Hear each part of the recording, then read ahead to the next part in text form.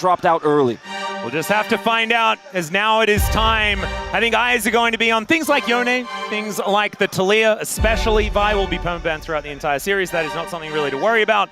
But I think there will be some AD carries that slip through. Who is going to get the Kalista in game number 1? There are a lot of these questions that are going to crop up, as there are only so many things you can take away. Yeah, I don't think anyone should be allowed to play Kalista in this series. Every time we have seen it, it just felt like it was a really big problem. As you're highlighting, though, there are so many OP picks, so many champs that make us go, why does X player get Y champion? One of the things that I do think is important as we see that Yone ban, we saw in the series against Gen G that with Chovy specifically, he was able to find lane encounters to some champions that were considered kind of impossible to deal with.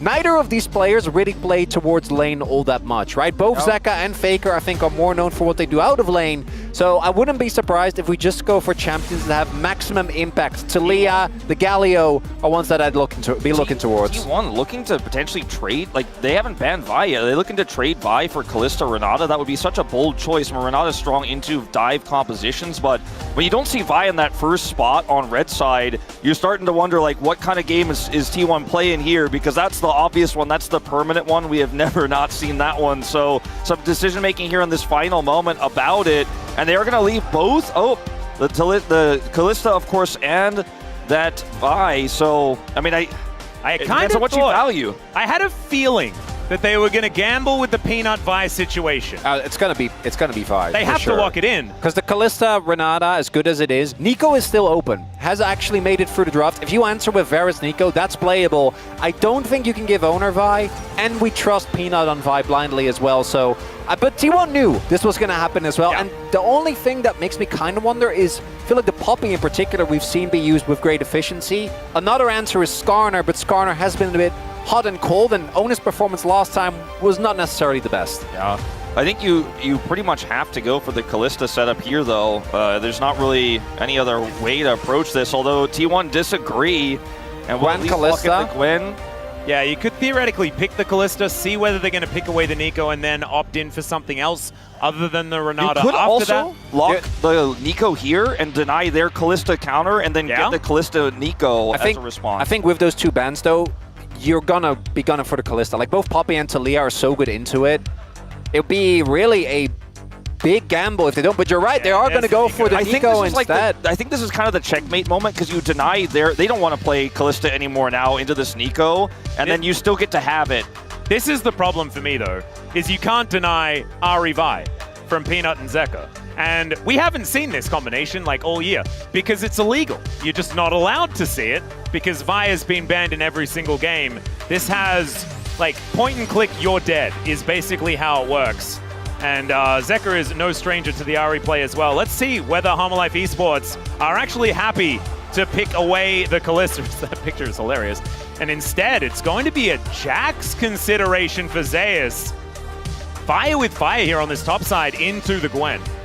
Yeah, really powerful, though, into the Gwen if you play through that top side and get the side laning power there. But this is the more obvious response to the Gwen with the Rumble ban, obviously. This has really been the go-to for so many players that know how to space it well, know how to play this matchup incredibly well. And Zeus is the Jace in the top lane who will dominate that lane, and you can absolutely play through it here in this draft. This is where you gotta lock Kalista, though, right? Surely. Well, so with the Vi on the opposite end, I can see why you wouldn't. One of the big weaknesses that Kalista does have is getting locked down, and that isn't an option here. Might still go for it just because of the raw power of the pick. And with the Nico as well, we saw KT use this combo with such great power. When it comes to the Jace, I like it with the Vi as well as the Ahri, because it both allows you to do a little bit of preliminary work, soften up some of the targets, but you can also go in when the Vi, when the Ahri actually go in and pull the trigger on that dive. Now, I think the obvious ban is give it that Victor. That was the consideration over the Kalista here for T1, as it is a pick that Faker is incredibly comfortable on, has been so high prio for T1, and shores up a lot of their damage. Instead, they take away the Nocturne first, as the Xayah ban is also pretty obvious here in this draft. Yeah, the Xayah ban is actually kind of interesting. I was expecting a Jhin ban to come through just because Viper being able to sit back, play that utility role, and to allow for even more of these single target picks with the Deadly Flourish will really synergize with this composition that they've already put together. I know I'm advocating for Jhin. Makes me feel weird too. It's okay, Atlas. You know, sometimes we just get caught off guard by our own or in tendencies. I was thinking about this. I was actually considering something like this because they need a lot of physical damage. The Fury feels like it's a better fit, though. Not only do they need physical damage, but actually, yeah, I was about to say, they need engage, because they don't really have great engage right now. Obviously, you can throw in the Nico, but it is very all-in. Wukong, to me, feels both the niche of being able to provide a reliable source of AD damage, as well as the CC, or the AoE CC to combine with the Nico, while also having a consistent angle to get on top, because both the Xin Zhao, with the way Oner plays it, as well as the Nocturne, would have provided the surefire way to start fights. I think that you're looking for any sort of strong matchup here. The Jhin would have been a good option. Obviously, you have such strong, powerful engage to allow the Jhin to follow up. Misfortune is MFRL idea. Yeah, the Rel comes through. Gonna be a tougher lane matchup. And now this Nico, I don't think we really thought it was gonna be a flex, but it definitely won't be. And Faker will be the final lock-in here. Could go for damage because you have a lot of peel with this Wukong, or instead, in this case, you could just go for the ultimate ability to brawl hard with this triple melee composition that has the Nico engage, and you basically can go on to anyone. The Ahri is not going to be safe. The Jace is certainly not going to be safe. And this immobile AD carry in the Misfortune has a pretty weak front line, frankly. There's a lot of ways to access and get on top of Viper here for T1. I like T1's draft here in this first game. Both these two drafts, I think, fall apart once you start falling behind. There is obviously, when it comes to these 10 champions, I think the Gwen in particular kind of stands alone, and once you get to the free item and beyond point in a side lane. But playing Sylas from behind feels miserable. Playing Vi Ahri from behind feels miserable as well. And if the MF was an essential source of damage, I think I'd be a little bit worried about Homa, but this is a 4-carry composition, right? Literally every single member of the team can provide a little bit. It's the same for T1. But it does mean that with how short range basically every character on the map is, once you start falling behind, you can't actually go for the short trades and the full commitment to these skirmishes. It's going to be so hard to take control. There's no way out if you commit in. You will just be pop blossomed, cycloned, and then the Sylas is going to be flying through the team fight. So when you commit for that pick, when you see the ult charm attempts here from Zeka, you better hit those. You better blow that target up. Vi gives you insane setup for it. It's going to make it a little bit easier, but they have to be super crisp with how they play this. I think absolutely Hanwha can win with this, but the execution has to be so clean. It does, but once they get ahead, I mean, single target pick, you make that map dark, it becomes a scary, scary place. Let's jump into the rift for game 1.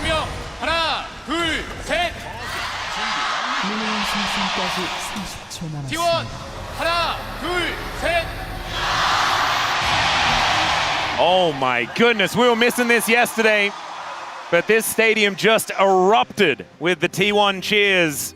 Everyone making sure that they're here to see whether T1 can stamp that ticket to MSI. Of course, quite a few HLE fans here in the audience today, but the most popular team in this entire esport, certainly still very loud. And in the entirety of esports as well. Of course, they're a multi-game org themselves. I'm really looking forward to seeing how Faker plays on this Sylas, because that is one of the big cruxes of this draft, and you know, individually he has been struggling in some of these melee into ranged matchups where he is the melee, and we'll see if he can you know, deal with Zeka in this early laning phase and how he looks in the first few skirmishes, as it is going to obviously be a high impact champion in this draft. It's not the Giga Sylas hijack angle draft here for Hanwha Life, but there's still some good ultimates, especially the Ahri ultimate to get you to close the gap. Yeah, they both actually have Vi, as it turns out. Yes, also that. Zeus going for the phase rush here, which I think, particularly into Gwen, who's looking for these short aggressive trades, actually works out quite nicely. We have seen Gwen's early game be somewhat mitigated. I think Grass still goes a long way, as we can see here. But this top lane matchup, I think once the couple of levels comes in and Zeus gets access to more skills, he should be able to maintain a decent level of prio. Both junglers currently in the top half of the map, pathing towards bot. Zeus has the level 2 gap, but Doran does find the sidestep still, though. Trade a bit rough. Does have to dash away. Doesn't have to use the flash or anything like that. Yeah, he misses a good amount of experience there. Yeah, that's huge. We did see Zeus use his pot. Doran, however, did not commit to his, so still has that potion in the inventory. Azeka is doing what you're supposed to do in the first few levels of this matchup, is just proc Electrocute on Mass. And so far that is working well for him. Down here, the Misfortune pick hasn't really gotten its value just yet. It's tough playing into Kalista Nico with any champion. Yeah, I think probably just waiting for that lane swap opportunity as early as possible. Yes. T1 was doing that all day yesterday as well, but this wave, a big one, going to be crashing towards Doran's turret. Might even be plate territory. It's a huge wave. It's also a big deal that T1's bot lane actually maintains this pressure because both mid and top are not going to have prio, right? So that means there's a lot of freedom for Peanut, and he has a lot stronger ability to impact the map, especially pre-level 6. Post-6, it becomes a little different, but even post-6, I feel like Vi, there's a reason why this champion is just perma-banned, right? It makes it so easy to set up any play, even on traditionally slippery targets like the Gwen. Oh dear. There's to the skies. Flash has to be used this time around as Doran was out of dashes. I mean, this top lane, watching it though, has just been absolute cinema between Doran blocking there with his Shroud, the Q from Zeus, but it's still obviously going to be a Jace favorite matchup with both players playing perfectly, and Doran will be shoved out of the lane first here. Does have his teleport, of course, so it won't be too consequential, but it's a pretty significant advantage that Zeus has already picked up. Stops the back as well. Oh, Peanut going to be grabbing this scuttle. It is a trade of the two of those between these junglers. Oh my goodness, Chomp connects and Faker! He has to flash! Otherwise that true damage would have killed him. You saw Zeka for a split second there. He was like, oh, walked close, didn't actually commit the flash. I think the right call. I don't think they knew for certain where Oner was. Could be backing or could be right next to you in the lane, and getting the flash is just a big win because again, there's a Vi on the enemy team.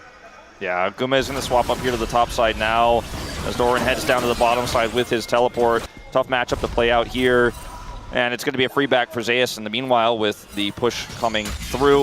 Yeah, first straight going to be a Chemtech as well, so Orcs off the hook immediately in this game, which means that he's probably able to breathe a sigh of relief, get back to his job instead of worrying about what dragon it's going to be. That's fantastic stuff. As Faker back in the lane once again, has augmented his build with a ring and a book. Not necessarily going to be feeling too much better about this matchup just yet. Really interesting to see who's going to be the one to pull the trigger on Dragon, because right now T1 has vision advantage from their Callista push in the bottom side, but obviously now Doran is going to lose control of this lane, and Faker does not have mid control. Yeah, so Keria looking for a bit of an angle here, starts it with a Pop Blossom instead of those Tangle Barbs. It seems like Peanut is going to head over there. Is on vision though, as Doran. Oh dear, Doran goes into the circle. Shock Blast goes wide though, as now Doran looking to try and put on the pressure. Let's see, the snips are coming in, and there's a pause! Oh no, Zeus, he couldn't face it! He couldn't face being solo killed by Doran, or something has gone catastrophically. Well, Zeus still has flash, right? So yeah.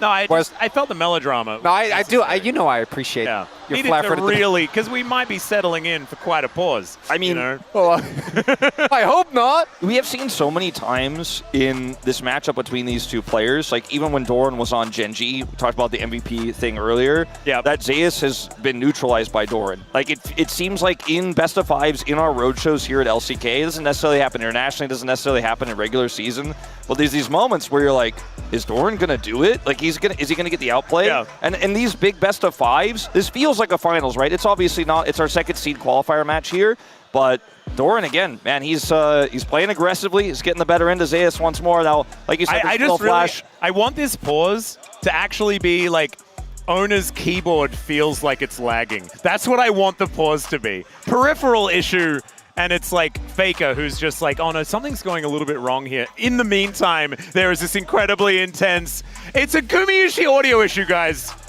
Yeah, it's actually what I was saying. It's so good. It's perfect. Yeah, so hopefully audio issues general, like peripheral and audio issues these things happen, are the ones that we're looking for.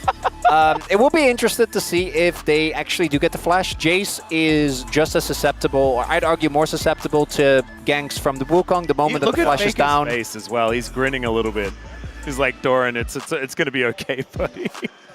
I mean, what will likely happen is he will just instantly flash out of the pause. I mean, it looks like Doran has like the wind up, like he's looking for the auto, but I don't know if it's enough. We'll see. I don't know if his E cooldown is already short enough that because if he doesn't have another E, he obviously can't flash. Yeah, then he's out of snips. So we'll see. Zeus either flashes or walks it up, but then it's still a win for Doran, right? I don't know what the lane state was, but I think it was pretty decently far up. Maybe he can set up a freeze, because he was behind because of the early plates. Could be an opportunity to kind of equalize that lane. Yeah, I can imagine that, Doran is probably feeling a little bit triggered after that one, but Oner and Faker, both of them, with grins on their faces during this pause. So we're hoping that Gumayusi's audio issue is going to be sorted out very, very quickly. And like you said earlier, Max, like it's probably just, it's going to be a flash you know, maybe if there's a misplay out of this pause, I suppose it could be a kill, but I don't think so. But it's so interesting that if you asked anybody 2 weeks ago, 3 weeks ago, like, would Doran get the better of Zeus, especially in a matchup like this where he's playing the Gwen into Zeus's Jace? Would he be able to make a play like this? I feel like 9 out of 10 people say no. Oh, there's the flash. There it is, yeah. So the one auto and then the flash does actually come in as the chains are going to connect here from Faker, finding a really good trade with the Kingslayer, feeling like he can just shake off the earlier harassment that Zeka was able to put down. Yeah, we'll lose some farm for it, though. And unless there is an actual punishment, that flash from Faker being forced doesn't really matter that much, right? So we'll see. Once level 6 is available, there's definitely an opportunity, as we do know Faker loves to go in for these skill checks. I think Zeka also maybe expecting that. Ready for it, but just going to be wave clearing for now. Not too worried about it. Zeka was considering a back, but Oner comes over to clear out this control ward. Zeka is not going to risk it. Peanut on the Dragon already. Yeah, the Dragon I mentioned earlier, especially with that play from Doran there on the flash taken away from Zeus, just feels like a pretty easy setup. Now, I say that Oner is looking for a potential steal here. Oh, dear. Yeah, they thought he backed because he was on the ward. Well, he can see Peanut, but he couldn't see the health bar. As I we think see there, yeah, is Peanut, gets a suspicion. wind of it. And Oner comes in. Let's see who's going to be able to take this, and it's Oner just stealing it away. Even with the shock blast from Zeus. Yeah, not able to coordinate it, unfortunately. That's massive. Burst that's the burst that's available to the Wukong is, I think, just more than the Vi. I think Peanut there was trying to also time it with his third hit of his passive, right? The W, that is a good amount of percentage health damage, but doesn't quite get it. And Oner able to get them an early Dragon. Nicely played. It is one Chemtech, not end of the world or anything like that, but if this is a sign of things to come, that could be dangerous, because we saw in the last series, once again, it was Canyon finding all of those smites against Peanut. Peanut hasn't necessarily had the smite hands in series, in fact, throughout this entire year, to be honest. It's not one of his most famous traits as a top jungler player. Not necessarily, no. Those aren't the reasons you usually talk about Peanut being a great player. Yeah. And to be, okay, never mind. Looks like it's probably Guma still, based on his facial expression there. Yeah, he was a little bit like, yes, something is still potentially wrong. Well, at least there's no all-in happening right now. Looking at the map, everyone's kind of chilling. Delight and Viper are all in on killing that minion wave. He took the time when he was resetting to be like, yeah, it's still broken. Yep. Again, this is our assumption. We will, of course, let you guys know for sure once we do have official confirmation. Yeah, Doran is obviously not going to be quite as flustered this time around. But yeah, it's the same issue. Confirmation there that, once again, Gumayusi's audio is struggling just a little bit. So we'll just make sure that we get that sorted out and get back onto the Rift as soon as possible. As, yeah, Guma looking like he is feeling like perhaps this is not ideal, and we just want to play some League of Legends. And both compositions, once they hit 6, have such insane power spikes. We already saw it in mid, right? Both the real Ariel and the fake Ariel already being at the ready, but particularly for the Wukong and the impact that he can have in fights. The Vi as well, yeah. A lot of the fights will, I think, come down to, for Humble Life, can we find a single target and eliminate it in time?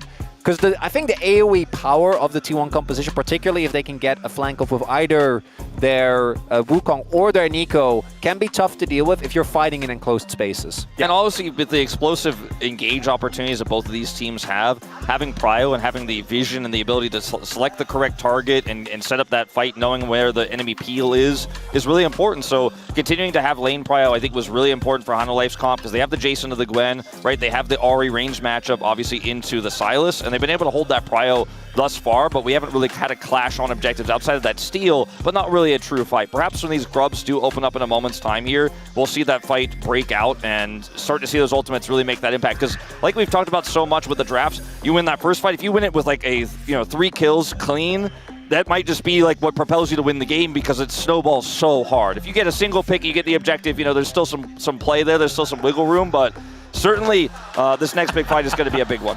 Oh no, there was a little bit of trouble in paradise there, as we just saw. We'll see who is going to be the happier member of that particular relationship towards the end. I do really like the very different styles where you have like the happy tank with it's like an advanced war style. The orange is coming out, and then the Faker one is like, no, we are not here to mess around. Oh, we are playing a very serious video game.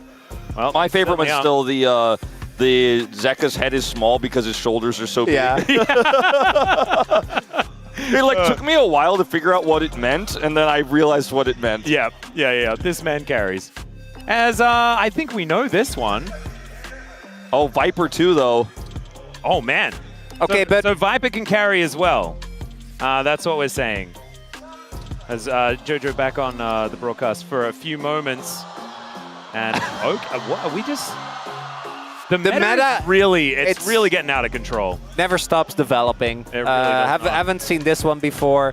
Before you know it, we're gonna get like the actual flippy books where you just have animation. Just a flip book. Yeah.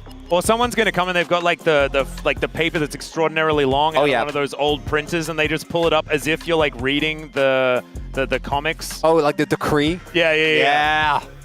Ready for that one. That's going to take a lot of paper, a lot of coordination. Well, we have the time, clearly. Well, I mean, that's true. And also, I think you need to, like, reach a next level if you want to make sure that you get it on camera as well, because there are, like, thousands of people here in this stadium today, as we can see here. Yeah, just a reminder that in Korea, in the LCK, and in Korean esports is obviously massive, a match like this to be a qualifier for an international tournament means so much. The LCK has a history of being dominant at international tournaments. As Ox mentioned earlier, though, not necessarily at MSI recently, despite being the defending champions. That was where the LCK struggled more than they did at the World Championship. But it's so important to all these fans of all these teams, including KT, who was here yesterday, attempting to make their run to MSI, that their team gets a shot to prove that, again, they're one of top 2 teams in Korea. They're the second best, and today that Korea has to offer. And perhaps they could be the best. They have an opportunity at MSI to prove that as well. I really like all of these overarching thoughts, Wolf, but I just saw a Pikachu with opposable thumbs. And that's not real. That's just ruined my immersion entirely. Pikachu cannot make the Zeus sign. He just actually cannot do it. Well, I also doesn't have it as his tail. That is already a lightning bolt. It's already there. Look, I didn't. It's okay. It's okay, Atlas. Sorry, that really bothered me. Oh, she did a high five with the player as they were walking out today. Never wash her now hand she's again. Never going to wash her hands. That's a classic. And also on her hand, it said luck button. Oh, they're back again. Samira and Jace. Very, very cool. I want to say Set and Poppy. Yeah, Poppy for sure, there right? we go. Oh, everyone's a Zeus fan? I mean, Zeus, he's a top Poppy enjoyer. He actually, well, I mean, we've got Oner and Peanut in the game. I don't think that's illegal. The Poppy cannot be a reference to Zeus today. Well, she said it was, Atlas. I don't know. It's actually a very good point. It's not up. I think she gets to decide. Yeah, Maybe she was also protesting the Pikachu thing. It's just going back to that. Might have been like, everyone can do this, see? Poppy would have been a better option. At least she's got opposable thumbs. I think maybe if you get 2 Pikachus, you can do like the, kind of the same, but instead with the tails. Like the Zeus sign. That will work. That would be a way to do it. That being said, the tail is already in that shape. Well, yeah, but then you could double up. Double the lightning. On a more serious series-related note, obviously, to remind everyone, we have an audio issue for Gumayusi that was thought to be resolved but was not.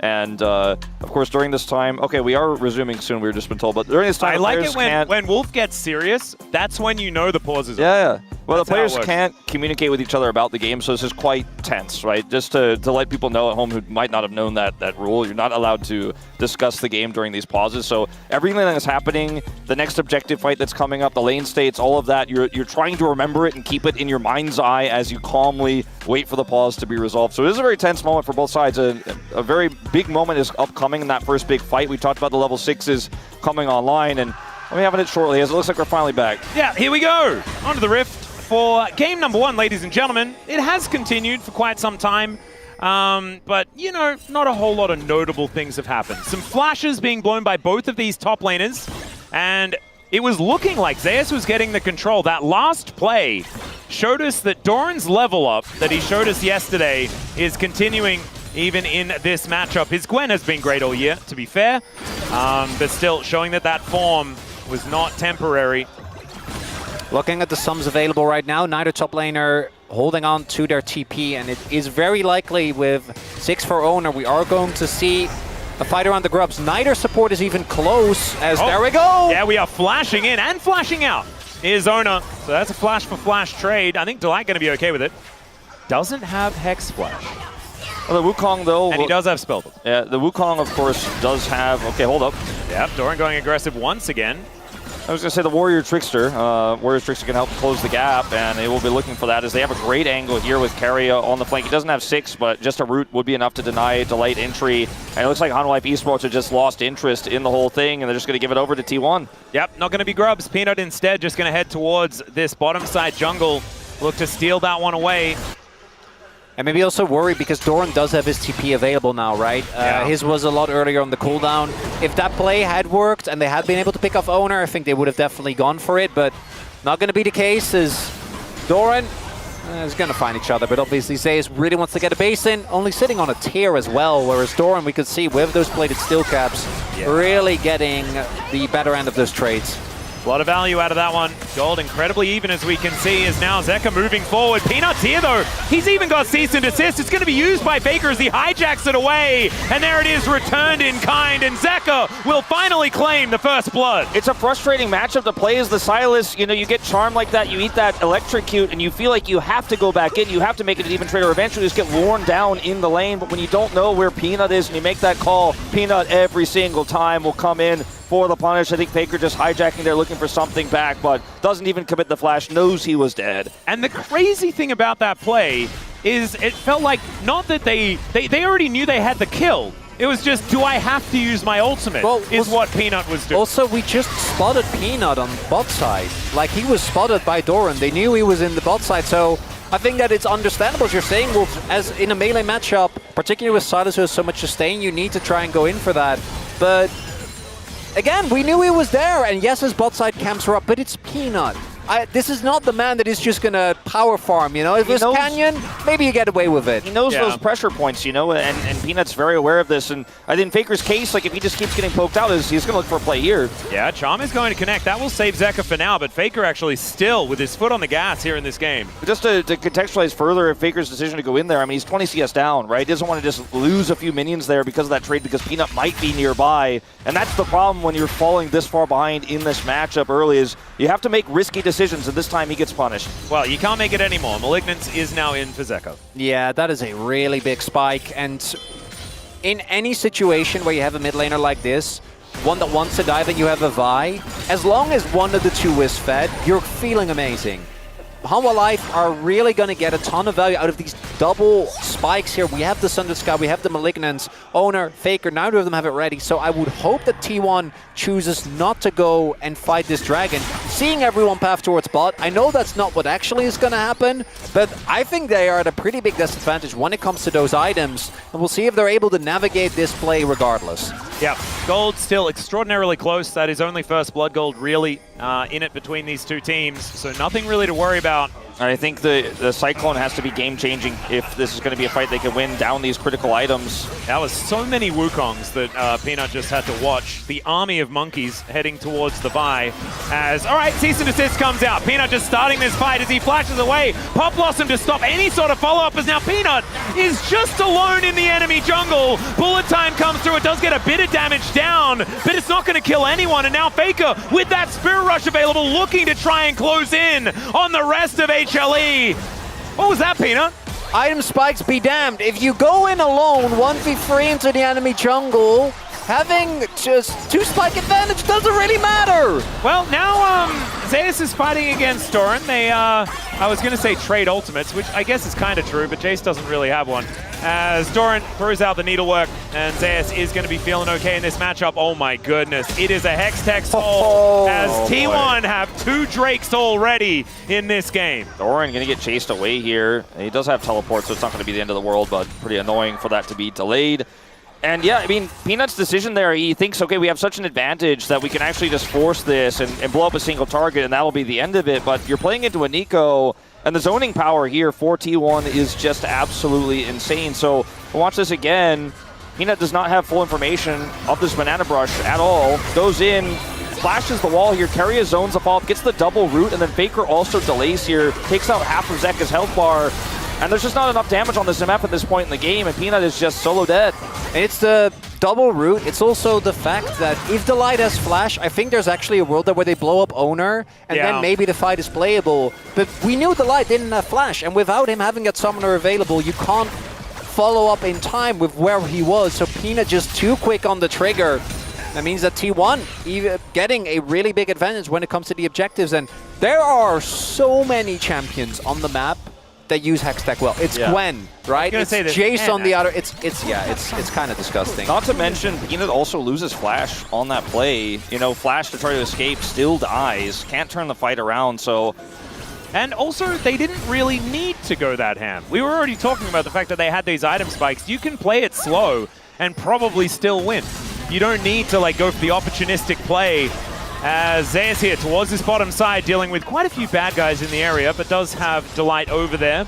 And Peanut once again back to that dangerous location. It did give him some trouble before, as oh dear, Gumayusi could be in trouble as once again, cease and desist comes down. He does have flash, so he's going to use it. Bullet time coming on in, as the Cyclone there from Oner defending his AD carry. The flash not quite working, but now Doran throwing some needlework towards Peanut, who wants to get himself away and does Vault Breaker out. Charm will connect, as now Doran could be in a bit of trouble, fighting off his ex-teammate, but no one going to die outside of Viper, who fell unfortunately in the aftermath. Beautiful collapse there from T1, and Doran tried to cancel the VIQ from Peanut over the wall with that flash. Doesn't quite find it, but the big story is, even though Guma loses his sums, Oner ensures that the trade goes the way of T1. Yeah, it was a really nice play there from Oner. Still has his flash available, and you know, in this moment for Peanut, you're thinking you're the police. You're like, you can't be that far up. I'm gonna once again catch you. I'm going to punish. I'm gonna get this Kalista, but at the same time, there is that follow-up from T1. They are in the area, and you don't have enough damage to actually burst that Kalista down quickly enough. And so Guma kind of baits them in there, and it's 2 plays in a row for Peanut that looked like they could theoretically work. They were a smart idea in the initial setup, especially when you look at where Delight is here too. Like, okay, the rest of T1 is so far away on the bottom side, but Oner this close. And the Magnet Storm did absolutely nothing. Yeah, couldn't quite lock him down. The follow flash to get the second activation is why Viper is the one who dies. Just can't do anything as this MF in this situation. In hindsight, it might have been better because they would have killed Guma, but I think the play might have been worse. So for Hanwha, the fact that Guma gets out there, they only gave up 1. If they actually spend the extra time with that TP from Doran, I think they could have been in some real dire straits, but it's still T1 building the lead, getting the objective control. Yep, money for nothing. As, okay, Delight looking for another Shattering Strike. Gumayusi on a ward. They didn't know that he was walking over there as the Make It Rain coming on down once again. Keria taking a bit of damage as the Rift Herald is on the minds of HLE. Gumayusi level 11 now as Shock Blast does so much damage. And look at this, they're just in the blender. This time Delight making something happen as Doran gets into the backside. Oner has found Peanut once again. And now the bullet time's gonna need to save them. Gwen is immune, ladies and gentlemen. That's allowing Doran to survive. But the Rift Herald's still up and T1 are gonna take even more this game. It's Peanut again, disconnected on the other side, but it's Oner who goes for the punish, and Oner has just been shutting him down in these big fights where there's just a big discrepancy between where Peanut is, the targets he's chosen, and Hanwha Life's ability to follow up at range. It's the same play, except this time Delight is there, but he doesn't actually hit the CC chain onto Oner. Oner actually gets the, I think he W'd out. Let's take another look here. I'm pretty sure he W's out so he doesn't actually get hit by the Delight spear. There you go. They burst the charm, or they burst the clone, but not the real Wukong. And then when Peanut goes in, you need to be in sync with at least Zeka. The fact that Keria zones away Viper and Zeus is rough, but not the end of the fight. But you need to be in tune with your Ahri. That is the crux of this entire combo. And thus far, Hanwha Life are not hitting the execution threshold, which is crazy. It's Vi! It's Ahri! And it's starting to look like maybe Peanut, like a lot of our other junglers, have probably given up practicing this champion more recently, because it is just permanently banned. And I don't think it's really about his mastery of Vi. I think it's about the team's lack of coordination around it. The team needs practice playing around it as well. Like, you need to keep that one well oiled. They need to win this fight, and it's only a 1k deficit. Sums are available for Viper. Okay, well, Peanut a little bit distracted there. Doesn't use any big cooldowns on the clone. As, yeah, they're not out of it just yet, or anything like that. It's just some worrying signs so far in this game. If they lose Drake, they are. Yeah, Faker's hijack's coming back available. I think that was a small window there for Hanwha Life to maybe look for something and play through that choke, clear up Banana Brush, but they just kind of give it up. And if T1 get this, like you said, sole point, and that's a bigger advantage than the small gold lead that T1 has right now. The fact that they can play around that sole point and threaten it, because it's basically checkmate in this game, gives Hanwha Life such a large lack of agency. And Hanwha Life, if Peanut was spotted on that ward, the Drake would have already been gone. Now he will have time to be in position, at least threaten the steal. And there could be an opportunity, but we need to see a more synced up Hanwha Life if they want to win this, as there comes Doran in again. Yeah, teleports coming through from everyone. Zeka going to make his way over. Let's see whether this soul point can be denied. Hex Gates coming on in as Zeka finding so much damage. There's the steal. It's Zeus that takes it down, and the Pop Blossom doesn't do nearly enough. They're in the pit. They do lose 2. They have 3 left, still alive. Shattering Strike not doing too much as Doran and Guma able to take down the Rel. And now it's even footing. Faker trying to find it. The dash cannon getting him into this fight is now Viper in trouble. The Tails land! And they try and keep him alive, but it does not work. Zeus trying to push them away. And him and Zek, I don't think it's going to be enough. T1 win the fight, but they don't take the Drake. I think they'll take it, though, with the 2 Drake lead they have and the incredible plays they had there on the exit. It looked like Hanwha Life was maybe just going to be able to get that fight there around the pit, but T1 outplay them. The moment here where you see finally Delight gets the engage he's been looking for all game. The follow-up from Zeka, the bullet time is there, and the shock blast. That's the wombo combo you're looking for, but look at this. They get a little bit split in the outset, and then T1 are able to punish. But this is where you think you can just exit from the play, but they want more. Delight, 5 levels down, by the way. The burst from Guma and Doran just catches him completely off guard, kind of continuing his struggle. And then here, Viper, I don't think needed to flash the initial needles that came through. Oh god, the chain's gonna have to be flashed here by Zeus, as Faker doing so much work, and Oner is there with the follow-up. Hands the golden assist, and they're going to look for a top lane out of turret. It's again the side lane overload. We saw T1 do this so many times. Yesterday against KT, but also a lot in the last 2 years. And this time it's Zeus on the receiving end, instead of being the one that benefits from it. Yeah, and you know, it's not necessarily going to be, okay, Faker, if he wants to auto that turret, he might not be getting out alive. But either way, the thing about this side lane pressure too is that those were the big leads that Hanwha had in the top and mid lane. The solo laners had the big advantage. Now T1 win one fight, just get a little bit of power on the map. And now you can't even clear vision safely as Zeus here on this Jace when the collapse is going to come through. You're not safe. As a Jace, I mean, Wukong top used to be kind of a counter pick to this champion, but you're just not going to get away from this monkey when Oner wants to kill you. Man, this is very intense, but T1 going from strength to strength after their victory yesterday, looking like they have not skipped a beat. 3,000 gold, the lead here in game number 1. And game number 1 is normally a pretty happy place for HLE. That's why they have really excelled. Now the thing for T1 they need to be careful of, because this is a comp consisting of basically only squishy champions, right? There's a decent amount with the Shroud, the health that comes through for both the Wukong as well as the Sylas, but you do need to be careful with that Vi in particular. The CC chain is still there from Hanwha, but we're slowly getting to the point, as mentioned, where Hanwha, unless they get a crazy execution on the play, they're just going to be outstatted behind in items, and you don't get that much leeway because you also don't have great front line. Well, the other cool thing about T1's comp when ahead, we talked obviously about what's going to happen when one of these teams gets ahead. They'll probably steamroll, right? Well, T1 has the lead right now, and it gives Keria so much agency in this game too, because you're playing a dive comp with this Ahri Vi, where you want to go on to a single target and blow them up, and then Keria could just wait and re-engage and ruin your whole setup so easily and give T1 those opportunities. You know, the Nico obviously very strong in this draft, great with Kalista, powerful in lane, but so strong when you can also then, you know, hang out in the front and deny those engages just by being in the area and then get fates called out as well. When you're ahead, T1 have so much power. Well, right now, Viper is just trying to hold on to the sliver of health this outer turret still has remaining, and Zeka could be in trouble. Spirit Rush picked up here as Keria comes in. Charm is pretty nice here and is going to land, and Keria now taking a huge chunk of damage. This could be important with the Otacon up and available. HLE looking for an opportunity. Zeus has TP, can join at a moment's notice. If they wanted to try to say, hey, you know, 2/3 of Keria's health bar is enough to take an Otacon, but I just don't think it's the call here. IE done now for Viper was really waiting, and if he already had that done, I think they might have actually tried to pull the trigger and at least force a fight. I don't think you can, from this position, actually commit to the Otacon. Especially because Keria can back and get back so quickly with the Hex Gates as well, which is a big factor here.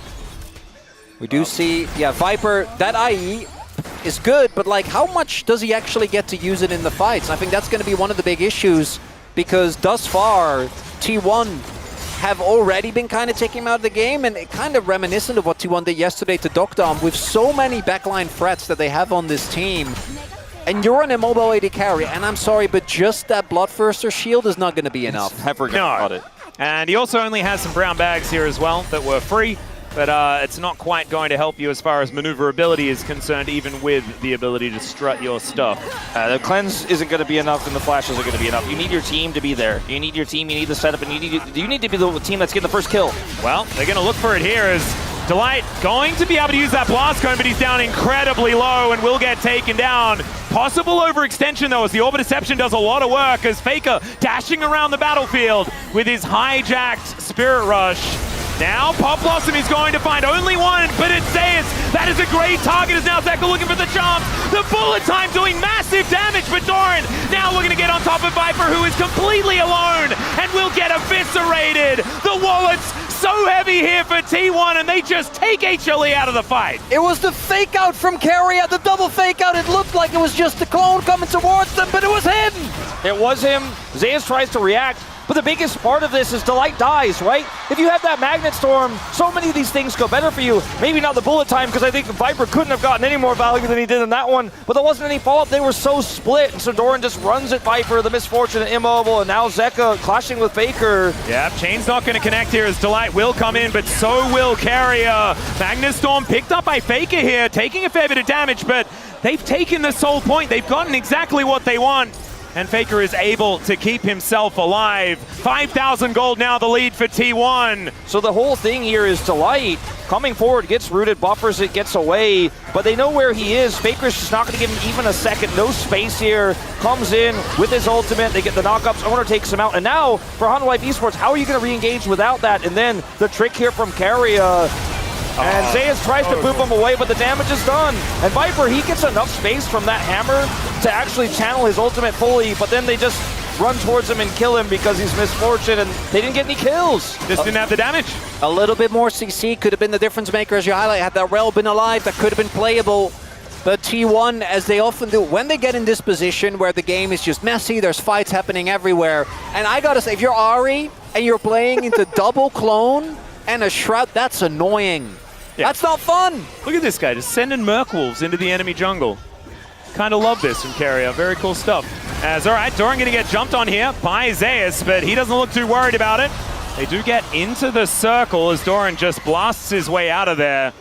No flashes, no flash, sorry, on Doran, but it's only Faker that's missing it outside of, and Keria on T1, but Gumayusi having his, Oner having his, very important here for T1. I mean, T1, they're going to have Fate's call back in just 10 seconds here, and they have full control over this choke point. They don't necessarily need to start Baron, but they are going to keep Hanwha worried and interested, and that's big potential. If Hanwha tried to come in here and face check.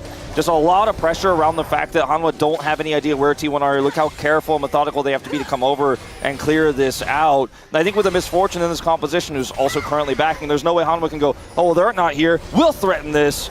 It's not in that game state. Yeah.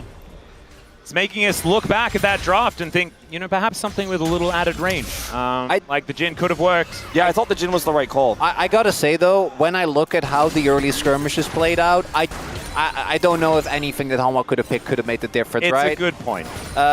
I do think that map none of us are a fan of. I don't think that it has been effective for a long time, right? We've seen even some of the best of maps, Ruler, aiming kind of drop it for that exact reason.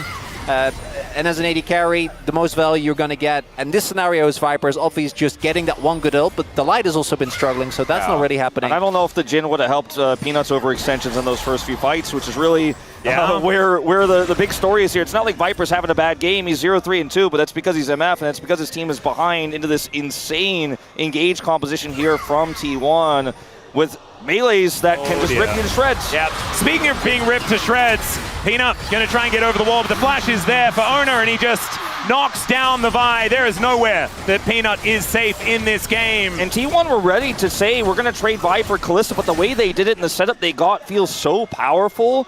And this Vi that has just not been allowed to be played in any of our road to MSI. It is just our most banned champion here in the LCK. Peanut has a 0-5-2 performance on it, and T1, they're very happy with the risk they took. Viper doesn't have his flash available. There is also no jungler. So let's see whether HLE can try and kill T1 before they take this Baron. It looks like it's going to be impossible. Under 4,000 health as Delight goes in, finds the Magnus Storm. Let's see whether they can get the kills with the Pop Blossom. Doesn't do too much. They take down the Gwen. But this is still Baron picked up for T1. They go for the fight and they're looking to try and turn it. Gumayusi takes down Zeka. They've dealt with this Rel at the same time. And T1 say, we'll just take everything. Well, there you go. That's probably the game-winning play. They already had such a massive lead. We didn't expect Hanwha was going to be able to win that fight as Keria potentially punished here. We're getting trolled by the observers. Oner going to check it out. Oh dear. No, I think it might be Peanut getting punished here just a little bit. Slowed down by the Rend. Nimbus Strike going to be coming up pretty soon here. And Faker comes on over. He's just going to escort Oner in and escort HLE out of this first game. And we can talk about the drafts. But for me, it's just the form of Hanwha life. They look desynced. They don't really seem like they were ready for the high-tempo playstyle that, again, T1 has been playing towards this exact type of skirmishy, brawly style for a while. Now this fight, we kind of knew it was a done deal from the beginning. This is just a Hail Mary attempt from Hanwha. Yeah, I mean, Zeus is looking for Shock Blast angle and some time. Faker doesn't let him have it.